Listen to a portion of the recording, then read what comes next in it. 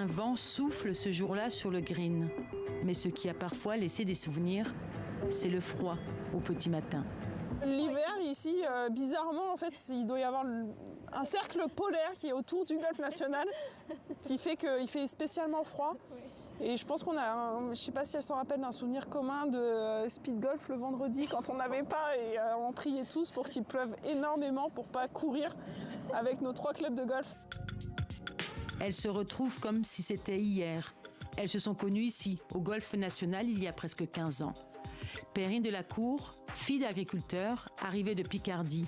Le golf a commencé pour elle comme une chasse au trésor. Elle ramassait les balles égarées dans les bois. Céline Boutier, fille de garagiste, venait de région parisienne. Pour l'occuper, son père lui met très vite un club entre les mains. C'est pour lui le moyen de faire ses putts tranquillement. Au Pôle France, elles vont étudier, se perfectionner et faire les 400 coups. Puis en 2012, elles s'envolent pour les États-Unis. Quand moi je suis partie à 18 ans aux États-Unis, je parlais pas du tout anglais, j'avais pas mon permis, j'avais rien en fait. Donc ça a été dur, mais après j'en sors aussi, je sais que ça a été une force aussi et ça m'a permis aussi de me construire. Mais moi j'ai eu une transition un petit peu plus facile, entre guillemets, où je suis partie aux États-Unis en université après le bac. Quand j'ai eu mon diplôme, après du coup j'ai emménagé au Texas directement après ma graduation pour pouvoir essayer de vivre mon rêve. Way back for Boutier. Good stroke. Le rêve américain, sous forme de 4 lettres majuscules, LGPA, le plus haut circuit de golf féminin.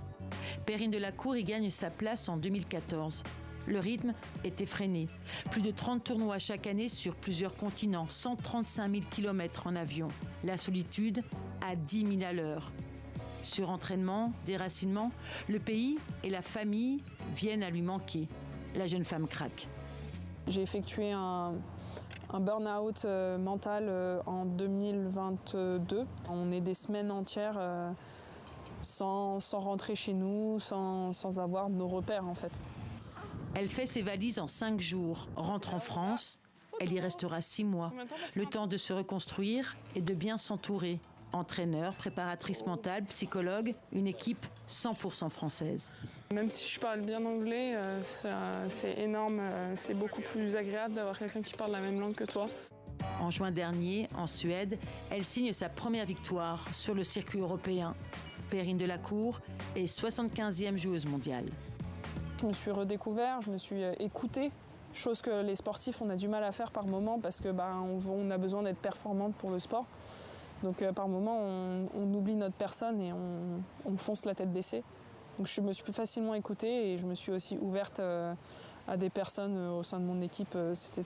Pour moi, ça a été bénéfique. Céline Boutier s'est forgé un mental à toute épreuve. La voilà 6e mondiale, après avoir été 3e l'été dernier. Celle qui terminait dernière à ses débuts, que certains disaient peu douée pour le swing, connaît le prix de la victoire. Elle en a remporté 6 sur le circuit américain. Et la plus belle peut-être, Evian, un soir de juillet l'année dernière.